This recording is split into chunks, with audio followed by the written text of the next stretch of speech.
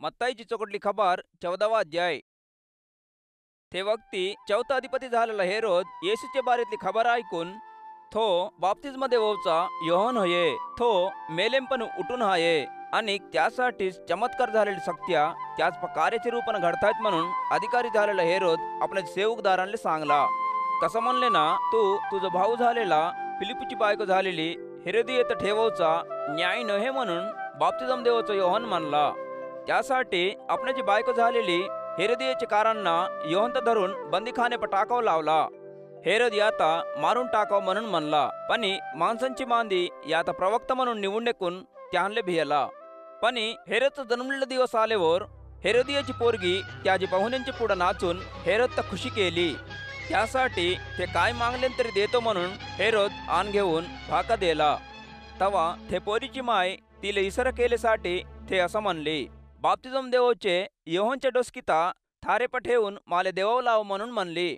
राजा कलकला झाला, पण आपण केले भाकेसाठी आणि आपण संग खवले बसलेवाल्यांसाठी योहानच्या डोसकीता तोडून आणून तिले द्या म्हणून सैनिकांनी आज्ञा दिला। एक सैनिकाचा धाडून बंदीखाने योहानच्या डोसकीता तोडाव लावला। तो सैनिक डोसकीता थारे ठेवून ते पोरीले दिला। ते पोरगी आपल्याच्या माईच्या जवळ ते डोसकीता धरून आली। तितकेत योहानच्या शिष्यानं येऊन ते मूर्तेत उचलून नेऊन गाडून येसूच्या जवळ येऊन ते घटनेत सांगले। येसू ते घटना ऐकून ओढचागून तेथून रानात सुनेर होते जागे एकलाच गेला। माणसांची मांदी ते घटना ऐकून चारंपण चालूत त्याचे मागा गेले। येसू येऊन ते खूप जुग माणसांची मांदी ते देखून त्यावर जीव दुखून तो त्यांपले गिरेवाल्यांता चकोट केला। संध्याकाळ झाल्यावर त्याच्या शिष्यांना त्याजवळ येऊन असं म्हणले, हे सुनेर होत जागा होये, आता येणूस दिवस गेला। हे माणसा गावांप जाऊन खवचे दिनसंत घेऊसाठी त्यांत सारकार म्हणून सांगले। येसू असं म्हणला, त्यांनी जवळची जरूरत नाही, तुम्हीच त्यांना खवचं द्या म्हणून म्हणला। तवा त्यांनी हंपा 5 भाकरी आणि 2 मासरे बिगर आणि काहीच नाही तर म्हणून येसूला जवाब दिले। त्यासाठी येसू ते भाकरींता आणि ते मासऱ्यांता माझ्यावर धरून या म्हणून म्हणला।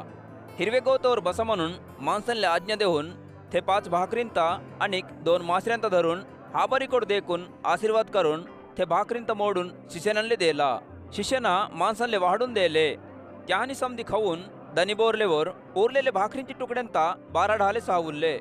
बायांता आणि लहान लेकरांता हिसाब खरे नसला खाल्लेले वाले कमी जास्त 5000 जना दादुले माणसं होते। संगस येसू माणसांच्या मांदीत सार करून शिष्यानंता आपणाच्या अंदी चांगाचे वडले जा म्हणून ओढ चागुला। तो ते माणसांच्या मांदीत सार करून प्रार्थना करासाठी डोंगर चागून एकलाच गेला। संध्याकाळ झाल्यावर एकलाच राहिला। तितकेत ते ओढा डरटीले दूर राहतानीच पुढनू वारा येणेकून हेलवे ते ओढेता मारुत राहिले। सकाळचे 4 वाजता येसू समुद्रच्या पाण्यावर शिष्यानांच्या जवळ चालूत आला। तो समुद्रच्या पाण्यावर चालूत येऊचा शिष्यानं देखून खूप भिवून हे चकवा होय म्हणून लढले। त्यांनी भिवून जोरानं बोंबुलले, पण संगस येसू हिम्मत करा, मी सोवो, भिय नको म्हणून त्यांता म्हणला। तवा पेतूर, प्रभू एकमुख तूच राहिले ना, पाण्यावर चालूत तू जोर येवले माले आज्ञा दे म्हणून येसू तर म्हणला। येसू ये म्हणले बरोबरूस पेतूर ओढा उतरून त्या जोर जवळसाठी पाण्यावर चालला। पण पेतूर वारेत देखून भिवून बुडाव सुरू झाला, प्रभू माता वाचू म्हणून बोंबुलला। संगस येसू आपणाचा हात पसरून त्यात धरून कमी विश्वास वाल्या तू कहून अनमान झालास म्हणून त्यात म्हणला। येसू आणि पेतूर ओढे चागल्यावर ते वारा उभं झाला। तवा ओढे परहोचे समधी येऊन तू खरंच भगवंताचा लेख होईस म्हणून त्याच्या नावाना आराधना केले। मग त्यांनी त्यागाच्या डरडीला जाऊन गिनेसरेत मनाचे 4 आले। तिथले माणसा येसूत ओढकून ते 4 सिरमुट रहोचे समजे जागे खैपत धाडून गिरणे रहोचे समजेता त्याजवळ आणाव लावले। यांत फक्त तुझे कपड्याचे काटात हाबडव दे म्हणून येसूता पायपोटी केले। हाबुलेले वाले समधी चकोट झाले।